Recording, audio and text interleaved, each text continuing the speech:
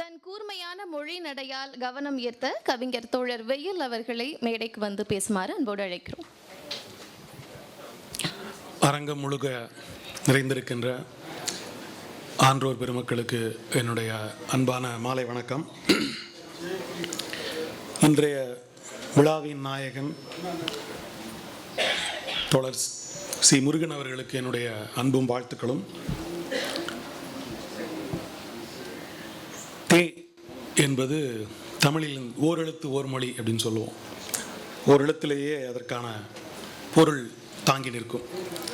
அப்படியான ஒரு எளிய ஒரே ஒரு சொல்லால் தலைப்பு வைத்துவிட்டு மிக விரிவான ஆழமான ஒரு பெரிய வரலாற்று கதையை ஒரு சின்ன ஓர் எழுத்துக்குள் பொதிந்து வைத்து ஒரு நூலாக்கி இருக்கிறார் எழுத்தாளர் சி முருகன் அவர்கள். எங்கேருந்து தொடங்கலாம் இந்த நூலை பற்றி பேசுகிறதுக்குன்னு யோசிக்கும்போது, சமீபத்தில் ஹோம் பவுண்ட் அப்படின்னு ஒரு ஹிந்தி படம், ஜீரஜ் கவான் அவர்கள் எடுத்த படம். அந்த படத்தை பார்த்துட்டு மேற்கத்திய இயக்குனர், மாபெரும் இயக்குனர்னு சொல்லப்படக்கூடிய மார்ட்டின் ஸ்கார்செஸ் ஒரு கேள்வி கேட்குறார் அவர்கிட்ட. இந்த ஜாதின்னு இந்தியாவில் ஒன்று இருக்கிறதா இந்த படத்தில் சொல்லப்படுது, அது என்ன சிஸ்டம் அது அப்படின்னு ஒரு கேள்வி கேட்குறாரு. ஜாதிங்கிற ஒரு அமைப்பை, சிஸ்டத்தை எப்படி சொல்கிறது, எப்படி புரிய வைக்கிறது, இந்த அமைப்புக்குள்ளே வாழாமல் இருக்கக்கூடிய ஒரு நபருக்கு அதை எப்படி புரிய வைக்கிறதுன்னு அவர் யோசிக்கிறாரு. அப்போ அவர் எப்படி சொன்னால் புரியும்னு யோசிச்சு ஒரு முடிவுக்கு வர்றதுக்கு, இப்போது உதாரணத்துக்கு கருப்பின மக்களை வெள்ளையர்கள் நடத்துவது போன்ற ஒன்று அப்படின்னு சொல்லிட முடியாது. ஏன்னா அது மட்டும் போதாது. இந்திய சாதிய அடுக்குமுறைக்குள்ள இருக்கக்கூடிய பெரும் அதிகார வன்முறையை சொல்ல அது போதாது. அப்போ அவர் சொல்கிறாரு, சார் சரி, சமீபத்தில் அந்த கொரோனா வந்தப்போ எல்லாம் ஒருத்தர் தொடக்கூடாது, ஒருத்தர் மூச்சு காற்று கூட இன்னொருத்தருக்கு படக்கூடாதுன்னு சொல்லி எல்லாம் லாக்டவுனில் விலகி இருந்தோம் இல்லையா. ஒருத்தர் வீட்டுக்குள்ளார இன்னொருத்தரை அனுமதிக்காத, இன்னொருத்தரை தொட அனுமதிக்காத ஒரு வாழ்க்கையில் இருந்தோம் இல்லையா. அது எக்காலத்திலும் இருக்கக்கூடிய, அதுவும் பிறப்பின் அடிப்படையில் இருக்கக்கூடிய ஒரு சிஸ்டம் தான் கேஸ்ட் அப்படின்னு சொல்லி அவர் சொல்கிறார் புரியறதுக்காக. இப்போவும் கூட இவர் சொன்ன இந்த விளக்கம் கூட முற்றிலும் போதுமானது அல்ல. ஏன்னா அது அவ்வளவு தீவிரமானது. அது எப்படி இந்த சமூகத்தில் இயங்குது, அது எவ்வளவு மனிதர்களை பாதிக்கிறதுங்கிறது தான் ரொம்ப விரிவாக இந்த நூலில் பேசப்பட்டிருக்கு. அதுவும் இன்னைக்கு குறிப்பாக இந்தியா முழுக்க மரபு மீட்டல், பண்பாடு மீட்டல் என்கிற பெயரில் நிறைய விஷயங்கள் நடந்துக்கிட்டு இருக்கு. பண்பாட்டை மீட்டெடுப்பது, எத்தகைய பண்பாட்டை, எதற்காக, யார் மீட்டெடுக்கிறார்கள் என்கிற ஒரு கேள்வி இருக்கு. மரபு போற்றப்பட வேண்டும், மரபு மீட்டெடுக்கப்பட வேண்டும் என்கிற ஒரு குரல் ஒலிக்கிறது. இந்த ரெண்டுமே மிக முக்கியமானது, அதில் ஒன்று மாற்று கருத்தே இல்லை. ஆனால் யார் எதற்கு எடுக்கிறாங்கிற ஒரு கேள்வி இருக்கு. இதற்கு பின்னே பெரும் கதையாடல்கள் நிறைய எழுது சமீப காலங்களில். அது இலக்கியத்தில் மட்டுமில்லை, திரைப்படங்களில் கூட எதிரொலிக்க தொடங்கி இருக்குது. மிக பிரம்மாண்டமான பேன் இண்டியா என்று சொல்லப்படுகிற படங்கள், அதில் வெளிப்படுகிற மதம் சார்ந்த கருத்தியல்கள், மதத்தை ஒட்டிய பிரம்மாண்ட கதை சொல்லல்கள் உருவாக்கப்பட்டு இருக்கு. அது ஒரு பெரிய பாதிப்பை உண்டாக்கிட்டு இருக்குங்கிறத நம்ம கண்கூட பார்க்குறோம். குறிப்பாக 90களில் வெளியான மகாபாரத தொடர் என்பது அதனுடைய எல்லை, அதனுடைய உச்சம், இன்றைக்கு இந்தியாவின் நிலை என்னவாக இருக்கிறது என்பதற்கும் அந்த மகாபாரத தொடர் வெளியானதற்கும் இடையிலே கூட ஒரு தொடர்பு இருக்கிறது. ஏன் கதையாடல்களை, இலக்கியத்தை, கலையை மனிதனை பண்படுத்துகிற ஒன்றாக நாம் எப்படி பார்க்குறோமோ, அதே போல் இந்த உலகத்தில் இருக்கக்கூடிய பெரும்பாலான சிக்கல்களுக்கும் பண்பாட்டு குழப்பங்களுக்கும் இந்த சாதிய அமைப்பு கட்டமைக்கப்பட்டதற்கும் கூட கலைக்கும், இலக்கியத்திற்கும், சினிமாவிற்கும் பங்கு இருக்கிறது. இதை நுட்பமாக எப்படி பேசுவது? ஏனென்றால் இது ஒரு பெரிய சப்ஜெக்ட். இதை பேசினால் நிறைய பேர் பாதிக்கப்படுவார்கள், நிறைய பேர் புண்படுவார்கள். மனிதர்கள் மனம் புண்படுவதற்கான ஒரு வரையறையை நம்மால் வகுக்க முடியுமான்னு தெரியல. எதை பேசினாலும் புண்பட்டுருவாங்க எல்லாரும். அப்போ மனம் புண்படாமல் ஒரு மாபெரும் விமர்சனத்தை இந்த சமூகத்தில் வைக்க வேண்டும் என்றால் அதை விவாதத்தின் மூலமாகவோ ஒரு பெரிய எதிர்குறலாகவோ வைக்கும்போது இந்த சமூகம் திடுக்குறும். அது ஒரு குழப்பத்தை உண்டாக்கும், உடனடி குழப்பத்தை உண்டாக்கும். எனவே அதை சரி செய்வதற்கு மறுபடியும் நாம் ஒரு இலக்கியத்தையும் சினிமாவையும் கலையையும் தான் நாட வேண்டியிருக்கு. அந்த அடிப்படையில் ஒரு எதிர்கதை சொல்லலாக, ஒரு எதிர் கலை இலக்கிய செயல்பாடாக இந்த நாவலை சி. முருகன் அவர்கள் உருவாக்கி இருக்கிறார் நான் பார்க்குறேன். குறிப்பாக தென் மாவட்டங்களில் இருக்கக்கூடிய கிராமங்களில் இருக்கக்கூடிய சாதிய கட்டுமான அமைப்பு, இந்த கோல்வார்பட்டி என்கிற ஒரு கிராமத்தை இந்த நாவலில் ஒரு இடத்துல விவரிக்கிறார். அந்த கிராமம் எப்படி இருக்கிறது, யார் யார் எங்கெங்கே வாழ்கிறார்கள், எப்படி அதற்குள் புழங்குகிறார்கள் என்கிற ஒரு சின்ன சித்திரத்தை ஒரு அறிமுகமாக இந்த நூலில் ஒரு இடத்துல தரார். கிட்டத்தட்ட இந்திய சாதிய அமைப்பு முறையை, கிராமங்கள் கட்டப்பட்டிருக்கிற முறையை மிக எளிமையாக அதை வரையறை செய்திருக்கிறாருன்னு சொல்லலாம் அந்த ஒரு சின்ன இடத்துல. இன்னொரு இந்த நாவலில் இருக்கக்கூடிய மிக முக்கியமான விஷயம் என்ன அப்படின்னா, ஆதிக்க சாதிகள் ஒரு குறிப்பிட்ட சாதியினரை அல்லது வர்ணத்திற்கு வெளியே இருக்கக்கூடிய சாதியினரை அடக்குகிறார்கள், ஒடுக்குகிறார்கள், வன்முறை செய்கிறார்கள், தீண்டப்படாதவர்களாக கருதுகிறார்கள் என்கிற ஒரு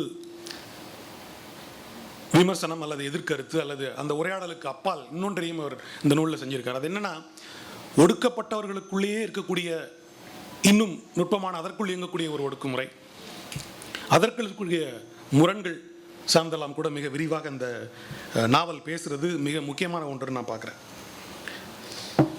இந்த சகோதர முரண், சகோதர கொலைகள், சகோதர வன்முறை என்பது இன்னைக்கு நேற்று தொடங்கியதா? ஒரு ஏசியன் கண்ட்ரீஸில் இங்கே இருக்கக்கூடிய ஆசிய கண்டத்தில் மட்டும் இது இருக்குதா அப்படின்னா, நாம் கலை இலக்கியங்களையோ அல்லது மத நூல்களையோ நம்ம தேடி போகும்போது இது ரொம்ப காலமாக இந்த பூமியில் இருக்குங்கிறத நமக்கு சொல்லுது. குறிப்பாக எனக்கு மிக பிடித்த ஒரு நூல், எப்போவுமே நான் தொடர்ந்து வாசித்து கொண்டு இருக்கக்கூடிய ஒரு நூல் பைபிள். அதை ஒரு மனித நாகரிக வரலாற்றில் உருவான ஒரு கதை புத்தகம் போலவே தான் நான் எப்போவுமே படிப்பேன். அதில் எனக்கு ஒரு மிக பிடித்த கதை அந்த ஆபேல் காயின் கதை. இந்த நூல்லையும் மிக முக்கியமாக வைக்கப்படுகிற ஒன்று என்னென்னா, ஒரு கோயிலில் ஒரு குறிப்பிட்ட சாதியினருக்காக ஒதுக்கப்படுகிற மண்டகப்படிகள், ஒரு கோவிலில் யாருடைய காணிக்கைகள், யாருடைய வழிபாடு, யாருடைய சடங்குகள் ஏற்கப்பட வேண்டும், முதன்மையாக ஏற்கப்பட வேண்டும் என்பதில் தான் இந்த அதிகார மோதல்கள்ங்கிறது உருவாகுது. இதை அப்படியே தொட்டு சொல்வது போல பைபிளில் அந்த கதை வரும், ஆபேல் காயின் கதை. ஆபேல் காயின், காயின் ஒரு விவசாயி, ஆபேல் ஒரு மேய்ப்பர்.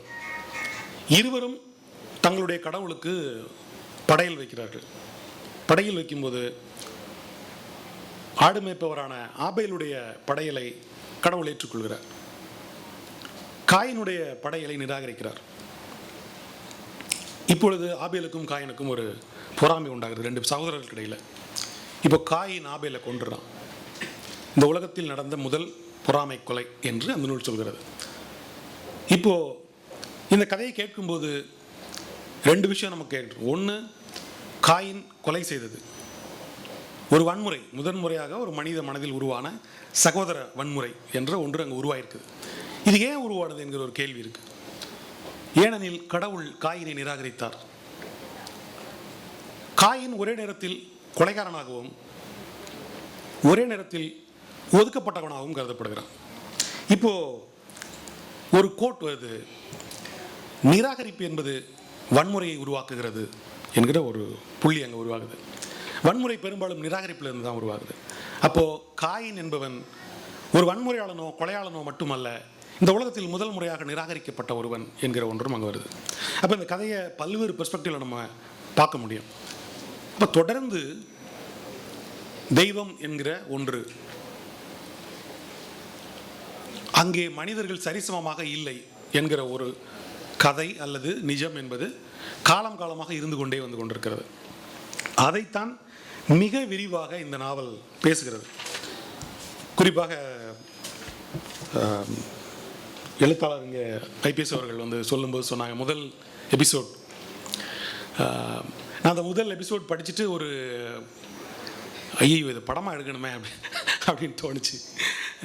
அவர் ராஜமுருகன் தோழருக்கும் தோணியிருக்கும், படிக்கிற எல்லாருக்குமே தோணும்.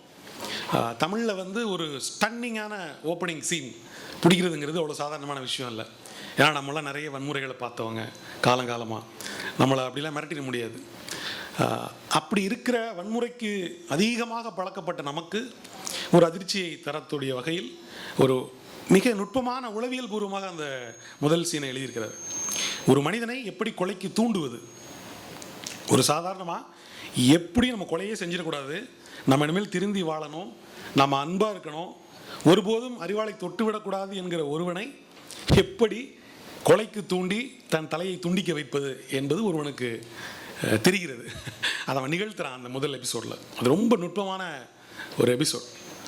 ஒரு ஒரு மிகச்சிறந்த இயக்குனரால் படமாக்கப்பட்டால் அது மிக மிக உளவியல் பூர்வமான ஒரு காட்சிபூர்வ சினிமாவாக அது இருக்கும் நான் நினைக்கிறேன். ஐயாவு என்கிற அந்த கொலை செய்த கேரக்டர், அது ஒரு, நான் சின்னதாக சொல்கிறேன், எல்லா நாவலில் உள்ள எல்லாத்தையும் நான் ஸ்பாயில் பண்ணிட மாட்டேன், அதனால் சின்னதாக நான் சொன்னால் தான் நல்லா இருக்குங்கிறதுக்காக சொல்கிறேன். ஐயாவு என்கிற அந்த கதாபாத்திரம் இந்த கொலையை செய்துவிட்டு தன் ஊரில் வாழ முடியாத நிலையில், ஏன்னா ஏற்கனவே கொலை செஞ்சுட்டு ஜெயிலுக்கு போய் வந்து தான் ஐயனாருக்கு படையல் போட்டு இனிமேல் எந்த தப்பான விஷயம் நடந்துடக்கூடாதுன்னு ஐயனாருக்கு வந்து அங்கே சாமி கும்பிட வந்த இடத்துல தான் அந்த கொலை நடக்குது. அங்கேருந்து கிளம்பி போகிறான், பஞ்சம்பிளைக்கு போகிற மாதிரி போகிறான். நான் ஒரு கருவாட்டி வியாபாரி, கடன் தாங்க முடியாமல் ஊரை விட்டு வந்துட்டேன்னு பொய் சொல்லி ஒரு ஊரில் போய் அடைக்கலமாகறான். இந்த கொலையை செஞ்சுட்டு இங்கிருந்து கிளம்பி இருக்கிற ஆள் ஒரு ஆதிக்க சாதியை சேர்ந்த ஒருவர். இவர் போய் அடைக்கலமாகிற ஒருவர் ஒரு குடும்ப சமூகத்தில் இருக்கக்கூடிய ஒருத்தர்கிட்ட போய் அடைக்கலமாகிறாரு. இந்த முரண், இந்த ஐரணி வந்து ரொம்ப முக்கியமான இடம் நினைக்கிறேன். தமிழ் நாவல்களில் இப்படி பேச முடியாது. குறிப்பாக தலித் லிட்ரேச்சர் அல்லது வந்து கேஸ்ட் பற்றி பேசுகிற லிட்ரேச்சரில் வந்து பெரும்பாலும் தான் அனுபவித்த கொடுமைகளை பற்றிய ஒரு பதிவாக இருக்கும், அல்லது ஒடுக்குமுறை பற்றிய பதிவாக இருக்கும். ஆனால் இரண்டு சாதிகள் மோதிக்கொள்கிற அல்லது புழங்குகிற, ஒன்றாக புழங்குகிற கதைகள், நாவல்கள் எழுதப்பட்டது மிக குறைவு. தமிழில் குற்ற உணர்வோடு ஆதிக்க சாதியிலிருந்து சாதியை பற்றி எழுதியவர்களும் மிக மிக குறைவு. இந்த ரெண்டுமே மிக குறைபட்ட ஒன்று.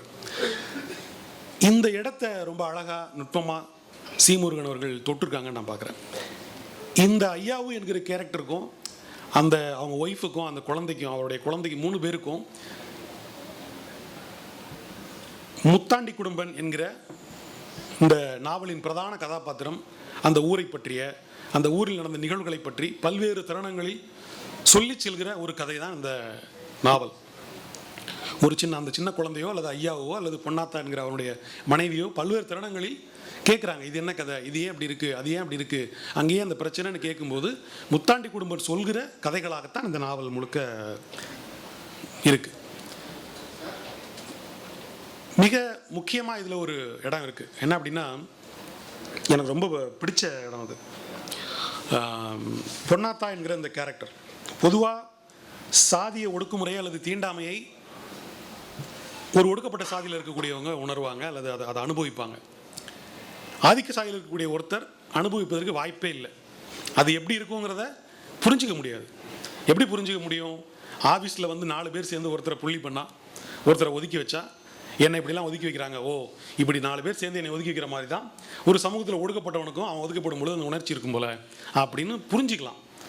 இந்த போல என்கிற ஒரு ஓமையை வச்சு நாம் அந்த வாழ்க்கையை புரிஞ்சுக்க ட்ரை பண்ணலான்னு எல்லாரும் நினச்சிட்டு இருக்கோம். ஆனால் அப்படி இன்னொருத்தருடைய பெயினை நாம் இந்த போல என்கிற ஒரு சொற்றொடரை போட்டெல்லாம் புரிஞ்சிக்க முடியாது என்கிற ஒரு முக்கியமான இடத்த இந்த நாவல் ஒரு இடத்துல சுற்றார். கிட்டத்தட்ட எப்படி சொல்கிறதுனா, பசும் பாலும் கள்ளிப்பாலும் ஒரே மாதிரி தான் இருக்கும், ஆனால் ரெண்டையும் குடிச்சு பார்த்தா தான் அதனுடைய தன்மை புரிய வரும். அப்போ இதில் ஒரு ஒரு ஒரு அழகான ஒரு புனைவை வச்சிருக்கிறாரு.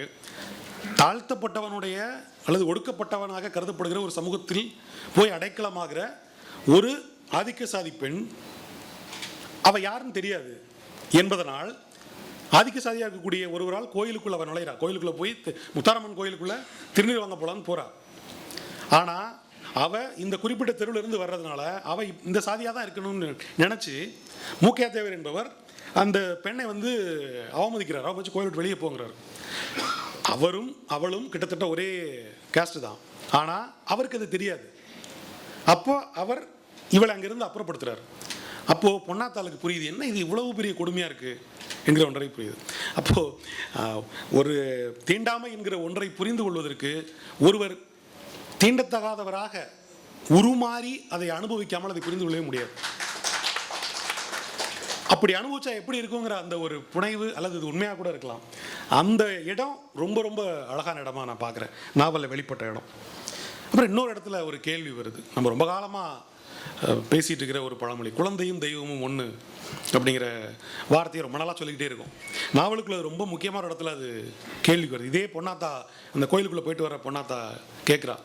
ஏன்னா அந்த குழந்தைகள் வெளியே விரட்டப்படும் போது அவள் கேட்குறா, குழந்தையும் தெய்வமும் ஒன்று, குழந்தையும் தெய்வம் ஒன்று சொல்கிறீங்களே, ஒரு குறிப்பிட்ட சாதியில் பிறந்த குழந்தை, அந்த குறிப்பிட்ட சாதியில் வணங்கப்படுற தெய்வமும் அந்த குழந்தையும் தான் ஒன்றா? இன்னொரு சாதி தெய்வத்துக்கும் இன்னொரு சாதி குழந்தைக்கும் அது ஒத்து போகாதா? இப்போ குழந்தையும் தெய்வம் என்பது என்கிற ஒரு கூற்று அந்தந்த சாதிக்கான ஒரு பழமொழியா அல்லது கூற்றா அப்படிங்கிற ஒரு கேள்வியை முன்வைக்கிற ஒரு இடம் ரொம்ப ரொம்ப முக்கியமான இடம் நான் பார்க்குறேன். எனக்கு அந்த நாவல் முழுக்கவே ஒரு மீள் வாழ்வாக தான் எனக்கு இருந்தது. நான் வாழ்ந்த ஒரு வாழ்க்கை தான், நான் பார்த்த ஒரு வாழ்க்கை தான் இது. ஆனால் அது மீள வாழ்ந்து பார்ப்பதற்கான ஒரு பெரிய சந்தர்ப்பத்தை இந்த நாவல் மூலமாக எனக்கு அவர் உருவாக்கி கொடுத்துருக்காருன்னு சொல்லலாம். இந்த இன்னொரு முக்கியமான இடம், இந்த நாவல் எந்த காலத்தில் நிகழ்கிறது அப்படிங்கிறத வந்து அவர் நேரடியாக சொல்லலை, ஆனால் மறைமுகமாக நிறைய இடங்களில் அவர் சொல்லிகிட்டே போகிறார். குறிப்பாக இந்த பொன்னாத்தாங்கிற கேரக்டர் அவமானப்பட்டு கோயிலுக்கு வெளியே வரும்போது ஒரு வசனம் வருது, எழுதியிருக்காரு. ஈயக்கலர் பாண்டியன் போக்குவரத்து கழகம் 10:30 மணி பஸ் அந்த பக்கமாக கடந்து போனது அப்படின்னு எழுதுறாரு.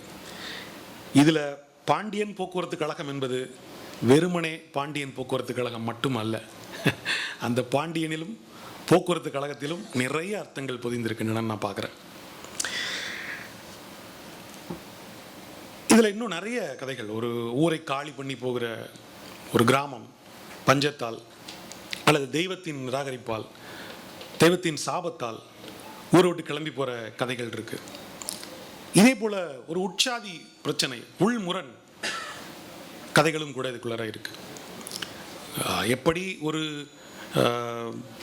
தேவர் சாதியைச் சேர்ந்த ஒரு பெண்ணை பல்லர் சாதியைச் சேர்ந்த ஒரு ஆண் காதலித்தால் எப்படி ஆணவ படுகொலை நடக்கிறதோ, அதே போல் ஒரு பல்லர் சாதியைச் சேர்ந்த ஒருவர் ஒரு வண்ணார் சாதியைச் சேர்ந்தவனுடைய மகளை காதலித்தாலும் கூட அதே கொலை நடக்கிறது. ஆக எங்கு ஆணவம் இருந்தாலும் அது ஆணவம் தான் என்கிற ஒரு விமர்சனம் மிக முக்கியமானதாகப்படுகிறது எனக்கு. இதில் இந்த விமர்சனமும் சொல்லப்பட வேண்டிய ஒரு விமர்சனம் தான். அதுலேயும் ஒரு இடத்துல முக்கியமாக அந்த சண்டை நடக்கும்போது குடும்பர் வீட்டு பொண்ணை வந்து, குடும்பர் வீட்டு பையன் வந்து வண்ணார் வீட்டு பொண்ணை லவ் பண்ணும்போது, அந்த வண்ணார்கிட்ட வந்து எல்லாருமா சேர்ந்து ஆதிக்க சாதி சேர்ந்த எல்லாருமே வந்து முத்துச்சு சங்கடச்சேர்வை முத்தியாத்தேவர் எல்லாருமே வந்து மூக்கியாத்தேவர்லாம் வந்து பேசுகிறாங்க, பஞ்சாயத்து பேசுகிறாங்க. என்னையா பெரிய பிரச்சனை, கட்டி கொடுக்க வேண்டியதானே, இல்லை என்ன இருக்குது அப்படிங்கிற மாதிரி கேட்குறாங்க. அப்போ அந்த வண்ணார் சாதியை சேர்ந்தவர் கேட்குறாரு, நாளைக்கு இதே குடும்ப சாதியிலேருந்து உங்கள் வீட்டு பொண்ணை லவ் பண்ணாலும் இப்படி தான் பேசுவீங்களான்னு கேட்குறாரு. அப்போ அவர் கேட்குறாரு, யோ என்னையா மொட்டைக்கு முழங்காலுக்கு முடிச்சு போடுற நீன்னு கேட்குறாரு. இது எப்படி மொட்டைக்கு முழங்காலுக்குமான முடிச்சாக மாறும் என்பது தான் கேள்வி. இப்படி நிறைய இடங்களில் வெளிப்படையாக பேச எனக்கே தயக்கம் இருந்தது. நம்ம ஃப்ளோவில் வந்து அன்பார்லிமெண்ட் வேர்டு ஏதாவது யூஸ் பண்ணிடுவோமான்னு எனக்கே தயக்கமாக இருந்தது. அந்த மாதிரி பேசுவதற்கு ரொம்ப நுட்பமாக கொஞ்சம் பேசுவது பிசகினாலும் தப்பாக போயிடக்கூடிய ஒரு பெரிய கண்டென்ட் இது. அதை வந்து அவர் ரொம்ப தெளிவாக இருக்கிறதுனால இந்த சித்தாந்தத்தில் இந்த சாதி அமைப்பை பற்றி, மதங்களை பற்றி, அதற்கு பின்பாக இயங்கக்கூடிய பண்பாட்டியல், மரபியல், நாட்டுப்புறவியல் பற்றியெல்லாம் அவருக்கு ஒரு தெளிவு இருப்பதனால் இதை வந்து மிக அழகாக நுட்பமாக கத்தியின் மேல் நடப்பது போல அதை கையாண்டிருக்கிறார். இன்னும் குறிப்பாக சொல்லணும் என்றால், பெரு தெய்வ வழிபாட்டு மரபுகள் எப்படி நாட்டார் மரபுகளை சுவீரித்துக் கொள்கிறதோ, அதற்கு எதிரான ஒரு குரல் எப்படி எழுந்து கொண்டிருக்கிறதோ, அதே போல நாட்டார் வழிபாட்டு மரபுக்குள்ளும் நிலவுகிற சாதிய முறைகளையும் அவர் கேள்வி கேட்டிருக்கிறார், விமர்சிச்சிருக்கிறார், அதையுமே ஒரு பதிவு செஞ்சிருக்கிறார். அதுவுமே ரொம்ப மிக முக்கியமான ஒரு பார்வையை நம்ம பார்க்கலாம்.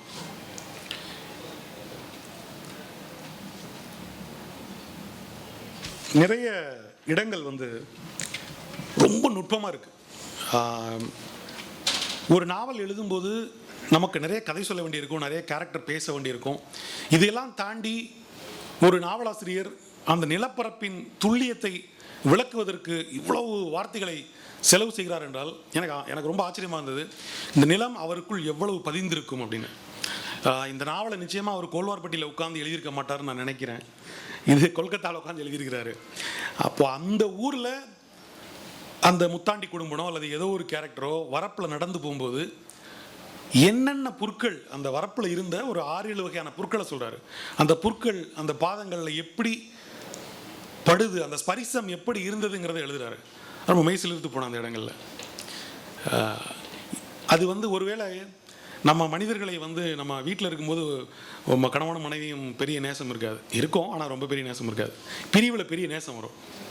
அதுபோல் கொல்கத்தாவில் இருக்கும்போது கோல்வார்பட்டியின் புற்கள் அவ்வளவு நேசமிக்கதாகவும் பசுமையாகவும் இதமாகவும் அவருடைய காலடியில் அந்த புற்களை மிதிக்கணுங்கிற ஆவல் தான் அப்படி எழுத வைக்கிதுன்னு நான் நினைக்கிறேன். ஒரு நிலம் பிரிவு என்பது அந்த நிலத்தின் மீதான பெரிய நேசத்தை உண்டாக்குகிறது. அது அந்த நாவல் முழுக்க விரிந்து கிடக்கிறது. அதே சமயத்தில் இந்த காந்தி சொன்னார் தேசத்தின் நுரையீரல் அல்லது இதயம் கிராமங்கள் அப்படின்னு. ஆனால் கொரோனாவுக்கு பின்பான நம்முடைய நுரையீரல்கள் இதயத்தை போல ரொம்ப டேஞ்சரான கண்டிஷனில் இருக்குது நம்ம இந்திய கிராமங்கள். அது ஏன் இருக்குங்கிறதையும் அவர் என்னுடைய நிலத்தை நான் ஏன் முழுமையாக நேசிக்க முடியாமல் போகிறது. சென்னைக்கோ அல்லது டெல்லிக்கோ ஏதோ ஒரு நகரத்திற்கு குடிபெயர்ந்து விடுகிற கிராமத்து இளைஞர்கள் பலர் ஊர் திரும்ப விரும்புவதில்லை. அந்த ஊர் அழகான ஊர், ஆனால் அதற்கு திரும்புவதற்காக நிறைய சங்கடங்கள் இருக்குது அப்படிங்கிற ஒன்று இருக்குது. ஒரு நிதர்சனமான உண்மை. அந்த ஊரை முழுமையாக நேசிக்க அந்த ஊருக்கு திரும்ப நிறைய விஷயங்கள் அங்கே சரி செய்யப்பட வேண்டியிருக்கு. அதையெல்லாம் இந்த நாவல் மிக விரிவாக பேசுது. எவ்வளோ நேரம் இருக்குன்னு தெரியல. எப்படி இந்த சாதிய முரண்களை இதற்குள் இந்த நாவலுக்குள் மிக விரிவாக பேசியிருக்கிறாரோ அதே போல நாவல்களுக்குள் மிக இணக்கமான புள்ளிகளுமே கூட நிறைய இடங்கள்ல இருக்கு. குறிப்பாக முத்தாண்டி குடும்பரும் சக்கன சேர்வையும் கொள்கிற நட்பு, எல்லா சாதி குழுக்களோடும் இருக்கக்கூடிய உறவு முறைகள், மிக சகஜமாக தாயா பிள்ளையா பழகிறோம். 2 விஷயம் இருக்கு. ஒரு உண்மைதான், அது நாங்கள்லாம் ஜாதி பார்க்கறது இல்லை, தாயா பிள்ளையா தான் பழகிட்டு இருக்கோம் என்பது 50% உண்மை. அதே போல் 50% பொய். இந்த 2க்கும் நடுவில் நம்ம அல்லாடி வாழ்ந்துட்டு இருக்கோம். அதுதான் இந்த நாவல் பேசுகிற பிரதானமான ஒன்று. ஒரு இடத்துல நாவலில் குறிப்பிட்றாரு. இது இந்த நாவலினுடைய கருப்பொருள் தன்மையை பற்றி நான் பேசினேன். இந்த நாவல் முன்வைக்கிற அழகியல் தன்மை இருக்குது, அது ரொம்ப முக்கியமானது. இப்போ நான் பேசும்போது என்ன தோணியிருக்கும்னா, இது பயங்கர ஒரு வீரியமாக தீவிரமாக சாதியை பற்றியும் சாதிய ஒடுக்குமுறைகளை பற்றியும் அதனுடைய இணக்கமான தருணங்களை பற்றியும் பேசுகிற ஒரு அடர்த்தியான தீவிரமான நாவல் போல இருக்கே, இதில் நம்ம படிக்கலாமா, கொஞ்சம் அப்புறம் கூட படிக்கலாமான்னு கூட சிலருக்கு தோணலாம். சிலருக்கு உடனே படிக்கணும்னு தோணும். 2மே இருப்பாங்க. ஆனால் இது மட்டும் இல்லை, இது ஒரு பகுதி. இன்னொரு பக்கம் எப்படி இன்றைக்கு ஒரு திருநெல்வேலியிலிருந்து கன்னியாகுமரியை நோக்கி போகிற ஒரு பஸ்ஸில் ஜன்னலோரமாக ஒரு சீட் கிடைத்தால் எவ்வளவு மகிழ்ச்சியாக சந்தோஷமாக இருக்குமோ, எப்படி காட்சிகள் விரியுமோ, எவ்வளவு உங்களுடைய வாழ்க்கையில் நீங்கள் பின்னோக்கி போவீர்களோ கற்பனைக்குள் கனவுக்குள், அப்படியான உங்களை ஒரு அழகான வாழ்க்கைக்குள் திருப்புகிற, அழகான மனிதர்களை நோக்கி திருப்புகிற மிக இதமான பகுதிகளும் சொற்களும் விவரணைகளும் நிறைந்த பகுதி இந்த நாவலில் ஏராளமாக இருக்குது. படித்து சொக்கி போயிடுவீங்க. அந்த மாதிரியான இடங்கள் நிறைய இருக்குது. என்னால் அந்த நாவலை விரைவாக முடிக்க முடியாததுக்கு ஒரு காரணம், ஒரு பக்கம் அல்லது அரை பக்கம் தாண்டும் போது என்னுடைய உலகத்துக்குள்ளே நான் போயிடுறேன், அல்லது ஏதோ ஒரு சிந்தனைக்குள்ளே நான் போயிடுறேன், அல்லது அந்த தருணத்தை நான் இன்னும் கொஞ்சம் வாழ ஆசைப்படுறேன். இப்போது குறிப்பாக நான் சொன்னேன் இல்லையா, ஒரு 6 வகை புற்கள் வரப்பில் இருக்கிற புற்களில் என் கால் படுற தருணத்தை நான் வாசி முடிக்கும்போது மறுபடியும் நான் ஓடி ஆடி வளர்ந்த அந்த வயல் வரப்பில் அந்த 6 வகையான புற்கள் இருந்ததுன்னு எனக்கு தெரியாது, நான் அது புல் இருந்தால் நினச்சிக்கிட்டு இருந்தேன் அப்படின்னு இருக்கேன்ல. இப்போ அந்த 6 வகையான புற்களாக தனித்து அதை மறுபடியும் பார்த்து அதில் மீண்டும் நடக்கிறேன்ல மனதளவில், அப்படியான அனுபவங்களை நிறைய உங்களுக்கு இந்த நாவல் தரும். ஒரு இடத்துல சொல்கிறார், அந்தி சாயறதை பற்றி ஒரு விவரணை வருது. அப்போ சொல்கிறார், மரங்கள் மலைகள் குன்றுகளின் நிழல்களை கிழக்கு நோக்கி நெட்டி தள்ளிக்கொண்டே சென்றது சூரியன் அப்படின்னு ஒரு விவரணை வருது. இந்த சூரியன் இந்த உலகத்தின் நிழல்களை இந்த பக்கமாக நகர்த்தி கொண்டே அந்த பக்கம் மறைகிறது என்கிற ஒரு காட்சி. இதை போல ஏராளமான கவித்துவமான விவரணைகள் இந்த நாவலில் இருக்குது. கடலை செடியை பற்றி பேசும்போது, சக்கரவள்ளி கிழங்கு கொடியை பற்றி பேசும்போது, தாவரங்களின் மீது இருக்கக்கூடிய தாவரங்களையும் ஒரு சக உயிர் போல, ஒரு நண்பனின் மகிழ்ச்சியை போல அவர் பார்க்குற விதம் எனக்கு ரொம்பவே அசாத்தியமாக இருந்தது. தாவரங்களுடைய மகிழ்ச்சி இவருக்கு எப்படி புரியுது அப்படின்னு தோணுச்சு. அக்ரி படிச்சிருக்கீங்க, ஆனால் அக்ரி படிக்காத சோதரமனுக்கும் புரியும்னு நினைக்கிறேன். வள்ளலார் அக்ரி படிக்கல, அவருக்கும் புரியும். எனக்கு தெரிஞ்சு நீங்கள் அக்ரி படித்ததுனால புரிஞ்சுதுன்னு நீங்கள் நம்பலாம், ஆனால் நீங்கள் ஒரு சம்சாரியாக பிறந்ததுனால அது புரிஞ்சிருக்குன்னு நான் நம்புகிறேன். உங்கள் நம்பிக்கை முற்றிலும் முரணாக இருக்கலாம், ஆனாலும் இது என்னுடைய நம்பிக்கை. ஏன்னா அக்ரி நிறைய படித்த பேரை நான் நிறைய பார்த்துருக்கேன். அவங்களுக்கு தாவரங்களின் மகிழ்ச்சி புரிஞ்சதில்லை நிறைய பேருக்கு. அதனால் கல்வியால் மட்டும் அது நிகழ்வதில்லை நான் நம்புகிறேன். வள்ளலார் சொல்கிற அது ரொம்ப ஆன்மீகமாக இருந்தால் கூட இது ரொம்ப வாழ்வியலாக இருந்தது. அதே அந்த தாவரத்தின் மகிழ்ச்சியை புரிந்து கொள்வது பற்றி. அப்புறம் வாழ்வையும் நிலக்காட்சிகளையும் ஃபிலாசபி பண்ணுற இடங்கள் நிறைய இடங்கள். இப்போ சக்கரவள்ளி கொடியை வந்து அள்ளிக்கொடியை வந்து கிழங்கு கொடியை வந்து அது கிழங்கு வச்சு முடிஞ்சு அது தன் வாழ்க்கையை முடிச்சதற்கு பிறகு அது காஞ்சி கிடக்கும்போது அதிலிருந்து துண்டு துண்டாக வெட்டி எடுத்துகிட்டு போய் மறுபடியும் வச்சு அது மறுபடியும் அது கிழங்க உற்பத்தி பண்ணோம். அது அப்படிங்கிற அந்த அந்த அந்த முறை எனக்கு ரொம்ப ஆச்சரியமாக இருந்தது, எனக்கு தெரியாது. அதை வந்து ஒரு குறிப்பிட்ட இடத்துல சொல்கிறாரு. எங்கன்னா ஒருவன் மீண்டும் வாழ்வை தொடங்க வேண்டுகிற இடத்தில் அதை சொல்கிறாரு. இன்னொரு பக்கம் வாழ்வை சரி செய்யவே முடியாத இடத்துல இருக்கக்கூடிய ஒரு முதியவர் அதை சொல்வதாகவும் அந்த இடத்துல வருது. அப்போ நிறைய கேள்விகள் உருவாகுது. முதுமை என்பதும் அல்லது மறுபடியும் மீள தன்னுடைய வாழ்வை கட்டமைக்கிற ஒரு புள்ளியிலும் கூட ஒரு தாவரத்திடமிருந்து மனிதன் கற்றுக்கொள்வதற்கு இடம் இருக்கிற தருணங்களை அவர் அதில் முன்வைக்கிறார். நிறைய இடங்கள் அப்படி.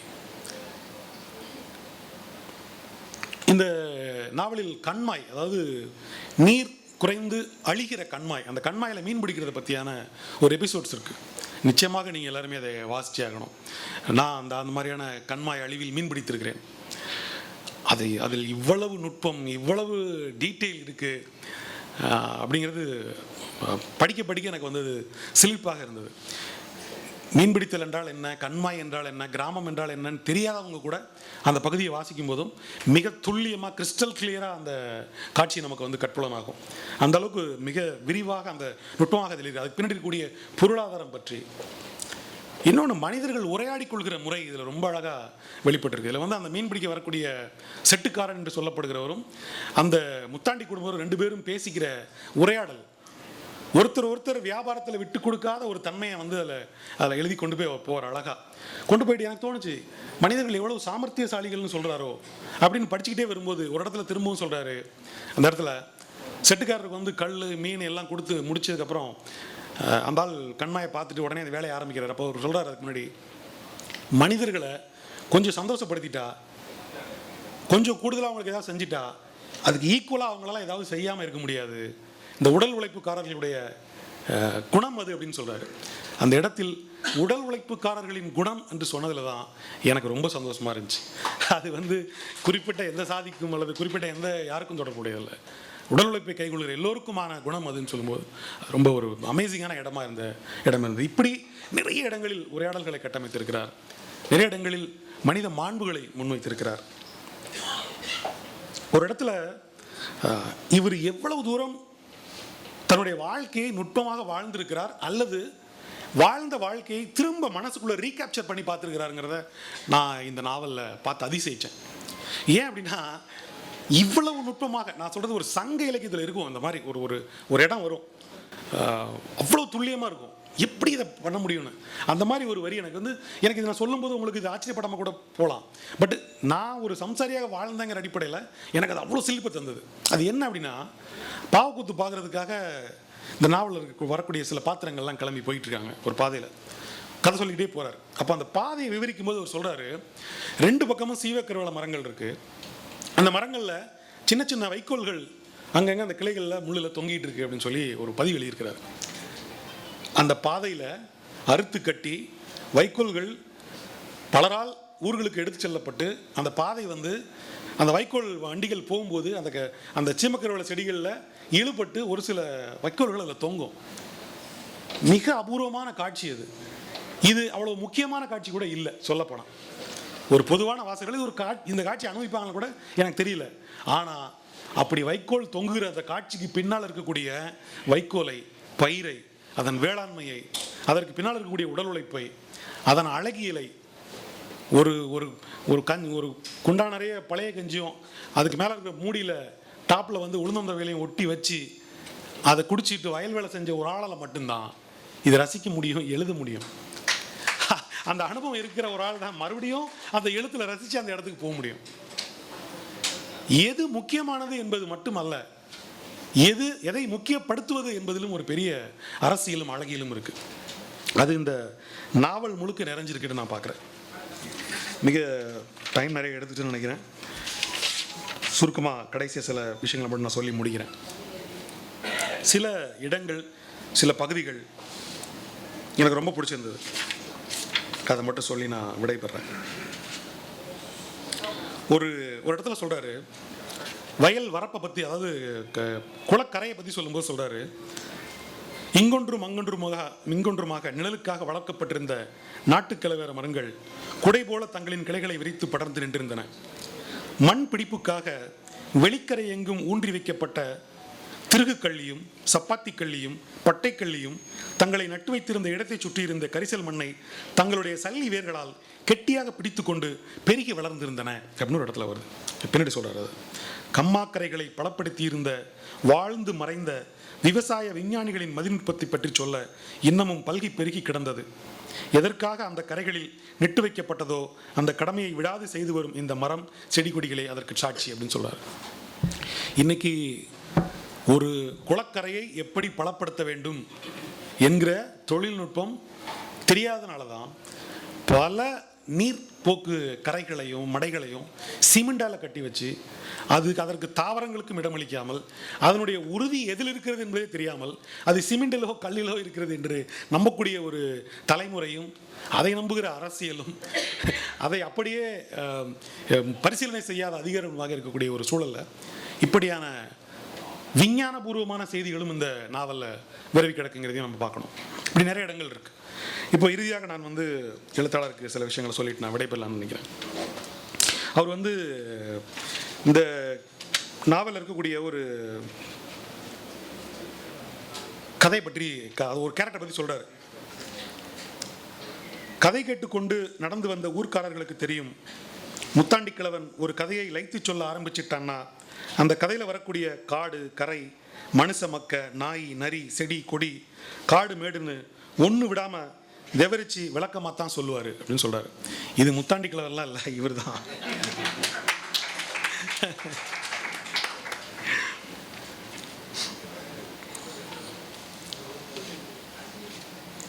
இன்னொரு விதத்தில் வருது, அங்கனக்குள்ளேயே இத்தனை வருஷமா வாழ்ந்துக்கிட்டு கிடக்கிற முத்தாண்டிக்கு அந்த கதை பூரா தெரியும். கதை சொல்கிற கலையும் நடந்த நிகழ்வுகளை சிலாகித்து பேச கேட்குறவங்க கண்ணு முன்னே கதையை கொண்டு வந்து நிறுத்துகிற கலையையும் முத்தாண்டி கைவரப்பற்றிருந்தார் அப்படின்னு முத்தாண்டிக்கு அவர் சொல்கிறாரு. நான் அவருக்கு சொல்கிறேன்.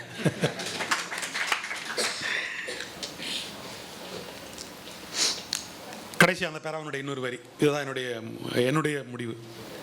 ஒரு முக்கியமான விஷயம் என்னன்னா, யாராச்சும் ஒருத்தர் இங்கனக்குள்ளே இருக்கிற சுத்துப்பட்டிகள்லேயே கதை சொல்கிறல முத்தாண்டியை மிஞ்ச யார் இருக்கா என்று அவரை தூக்கி வச்சு பேசி கதை சொல்ல தூண்டணும்.